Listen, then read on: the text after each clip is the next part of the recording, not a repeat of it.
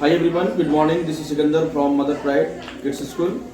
Now I am presently with class 10th students, and today I am going to discuss about English literature, correct? And the subject line and the headlines of this subject is elected to God, correct? Elected to God means someone who has been writing letter to God, correct?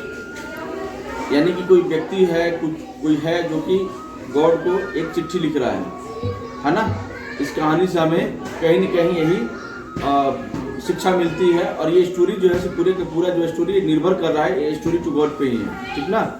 यानी जिस प्रकार से हम और आप समझते हैं कि एक चावल जो है वो बता देता है कि चावल पका है या अध पका है, उसी प्रकार से ये जो हेडलाइन है वो आपको क्लियर कर देता है कि ये स्टोरी कहना क्या चाहता है, करेक्ट। तो स्टोरी इसको हम लोग पढ़ने के पहले हम ये समझ लें कि इसमें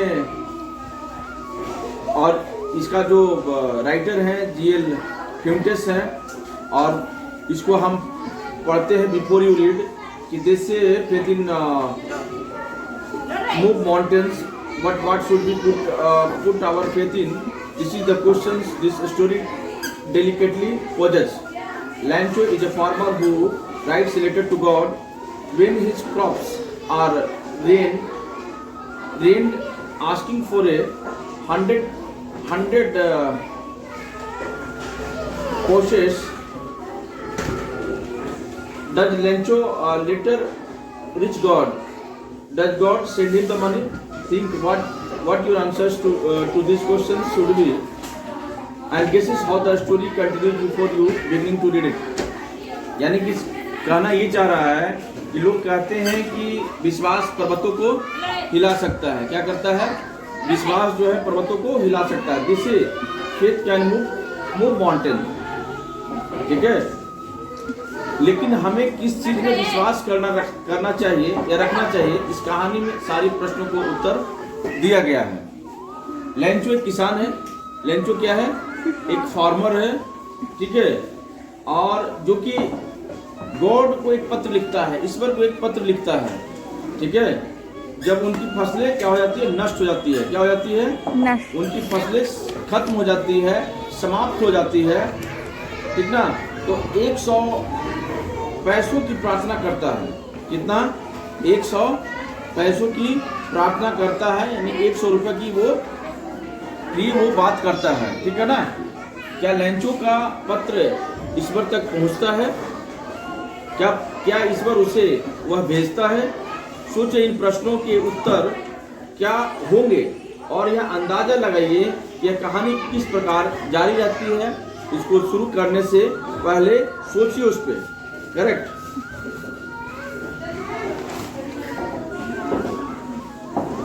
One of the cheapest ways to send money to someone is through the post office. How you ever sent or received money in this way? Here is what you have to do as you read the instructions. Discuss with your teacher in class meaning of the words counter, clerk, appropriate, acknowledgement, counterfail, record, consult a dictionary if necessary. Are the words correct responding to the English words in your languages? देखो, ये तो हम आपको पता ही होगा कि घर भेजने में सर्वाधिक तरीकों से एक डाकघर द्वारा धन भेजना है। यानी धन भेजने का सर्वाधिक सस्ते तरीकों में से क्या है? पहले मनी ऑर्डर आता था ना, वो चीज़ें है, चूँकि जब जाहिर सी बात है जो जिस समय का होता है उस समय की बात कर रहा है। अब तो लोग फोन पे, गूगल पे ये सारी यूज करता है। टेक्नोलॉजी अपग्रेड हुआ, जब उस समय एक टेक्नोलॉजी अपग्रेड नहीं हुआ करता था, ठीक है। एंड ये जो राइटर हैं जी.एल. जो क्या नाम है इनका बेटा? फ्यूटेस। जो फ्यूटेस साहब है ना, तो ये जो है उस वक्त की बात कर रहे हैं जब वो किसान था और इस प्रकार के 100 रुपया मंगाने की डिस्कशन कर रहा है, बातचीत कर रहा है, उसकी फसलें नष्ट हो जाती है ना। तो इसमें इस स्टोरी को जो हम लोग पढ़े तो डाकघर का आप लोगों ने नाम सुना होगा ना, पोस्ट ऑफिस का। तो पोस्ट ऑफिस में पहले क्या था? पैसा मंगाने का एक बहुत बड़ा साधन हुआ करता था। धीरे धीरे चीज़ें में बदलाव आया, है ना। लेकिन आज भी डाकघर में लोग जो है अपना खाता खुलवाते हैं ना, लोग का अपना अकाउंट है, सारी चीज़ें पोस्ट ऑफिस के माध्यम से होता है, आज भी होता है। तो उस समय पैसा मंगवाने का एक बहुत बड़ा जरिया था पोस्ट ऑफिस, है ना। क्या आपने कभी इस तरीके से कभी धन भेजा अथवा प्राप्त किया है? क्या आप लोगों ने कभी धन मंगवाया है? नहीं मंगवाया है ना, पैसा मंगवाया है। धन किसको बोल रहा है? पैसा की बात कर रही है, टॉकिंग अबाउट मनी, करेक्ट। आपको यहाँ आपको ऐसा ही करना है, अपने अध्यापक से कक्षा में इन शब्दों के अर्थों के बारे में चर्चा करें। खिड़की, काउंटर क्लर्क, खिड़की समझती है बेटी? विंडो। विंडो जो होता है वहाँ पर देखते हो विंडो 1 2 3 ऐसा लिखा हुआ रहता है ना। जब आप पोस्ट ऑफिस में जाएंगे तो इस तरीके से लोग पैसा जो है ना लेता है। आप विंडो में जाइए, हाथ डालिए, उसको बताइए, खाता दीजिए, वो लिखिएगा अंदर से, ठीक है ना। और उसके बाद में काउंटर क्लर्क, जो क्लर्क बैठा हुआ था काउंटर पे, उसको बोलते हैं काउंटर क्लर्क, करेक्ट। जिसको आप क्लर्क क्या हिंदी पता है? क्लर्क किसको बोलते हैं? Anyone who has idea about the clerk? किरानी को, किसको? किरानी, ठीक है ना। यूज लोग नहीं करता है, but we have to know about this. The meaning of clerk is किरानी, है ना। उचित पावती, चेक या रसीद को नकल रिकॉर्ड, यही सब होता है बेटा। यदि आवश्यक हो तो शब्दकोश को आपको पढ़ना होगा, इन चीज़ों को ढूंढना होगा, करेक्ट। अब हम लोग आगे बढ़ते हैं, कहानी की तरफ आप आगे निकल रहे हैं।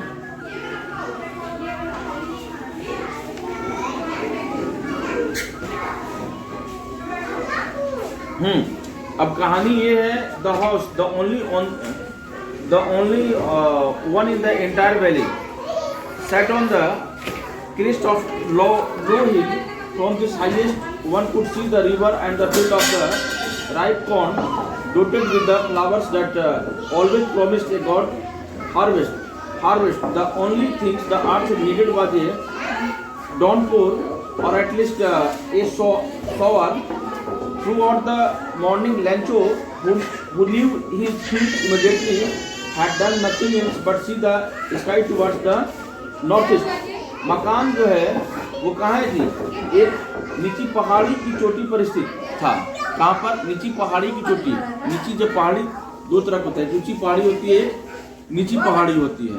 यानी निचला वाला जो भाग होता है, जैसे कोल्हुआ पहाड़ पे गई है कोलेश्वरी, तो निचला वाला जो एरिया है जहाँ पर जो मकान बना हुआ है उसको आप क्या बोलिएगा? नीची पहाड़ी। उसी प्रकार से लेंचो का जो मकान था वो कहाँ पर था? नीची पहाड़ी। नीची पहाड़ी की चोटी पर स्थित था, ठीक है। और पूरी घाटी में अकेला था, और वो पूरी घाटी में जो था वो अकेला था, है ना।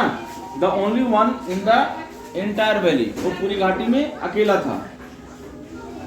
इस ऊंचाई से कोई भी नदी और पके हुए धान के खेतों को फूलों से लदे हुए देख सकता था। इस ऊंचाई, जब इस ऊंचाई पर जो है ना, वहां पर आसानी से उन चीजों को वो देख सकता था, उन चीजों पर अपना वो मंथन कर सकता था, ठीक है, कि भैया धान का फसल या गेहूं का फसल पका है या नहीं, बाली उसमें लगा है कि नहीं है, कोई जानवर तो नहीं, इन सारी चीज़ों को वो देख सकता था, ठीक है। जो एक फसल का सदा वायदा करते थे। पृथ्वी को केवल तेज वर्षा अथवा कम से कम एक बौछार की आवश्यकता थी, ठीक है। सारी सुबह लेंचो जो अपने खेतों को नजदीक से जानता था, उत्तर पूर्व दिशा में आकाश की ओर देखते रहने के सिवाय कुछ नहीं किया था, ठीक है। वो सारी चीज़ों को देखता था, सब कुछ जानता था, लेकिन फिर भी वो कुछ नहीं कर पाया था। और उस समय क्या था? बारिश की जरूरत थी। अगर थोड़ा बारिश हो जाता तो शायद और फसल जो है से बेहतर होता, ठीक ना। The women who has preparing supper replied, yes, God willing. The older boys were working in the field while the smaller ones were playing near the house until the woman called to them all, come up the dinner. It was during the meal that just as Lancho had predicated, a big drops of rain began to fall. In the northeast, huge mountains of clouds could be seen approaching. The air was fresh and sweet. The man went out for no other reasons than to have the pleasure of feeling the rain on this body. And when the return, he exclaimed, "These aren't raindrops falling from the sky. They are new coins. The big drops are 10 cent pieces, and the little ones are 5." अब हमें वास्तव में कुछ पानी प्राप्त होगा। वह औरत जो रात को खाना तैयार कर रही थी ने जवाब दिया, और हाँ, अगर गॉड ने चाहा तो बड़ी उम्र के लड़के खेत में काम कर रहे थे, जबकि छोटे अपने घर के समीप खेल रहे थे, जब तक कि उस औरत ने उसको बुलाया, खाने के लिए आ जाओ, खाने के लिए। बिल्कुल जैसे ही लैंचो ने भविष्यवाणी की थी, वर्षा की बड़ी बड़ी बूंदें गिरना शुरू हो गया। ठीक है, वर्षा की बूंदें गिरना शुरू हो गया। उत्तर पूर्व दिशा में बादलों को विशाल पर्वत आते हुए देखा जा सकते थे। हवा ताजा और मधुर थी, बहुत मधुर मतलब सुंदर, बड़ा अच्छा लगना, मन को सुंदर सुंदर महसूस कराना। ठीक है, वह व्यक्ति अपने शरीर पर वर्षा के अंदर का आनंद का अनुभव करने लगा और बाहर आ गया। जब वापिस लौटा तो एकदम कहा, ये आकाश में गिरती हुई पानी की बूंदें नहीं है, ये नए सिक्के हैं। वर्षा की बड़ी बूंदें 10 सेंट के साथ छोटी बूंदें 5 सेंट के सिक्के हैं। ये कौन बोला? लैंचो बोला। ठीक है ना? तो ये जो चीजें हैं, इस चीज को हम लोग को थोड़ा सा समझना पड़ेगा। अब तुम एक काम करो, इसमें से जो टफ जो मीनिंग है उसको थोड़ा लिख लो। ठीक है, इसको ऑफ करो। अब वो जो है ना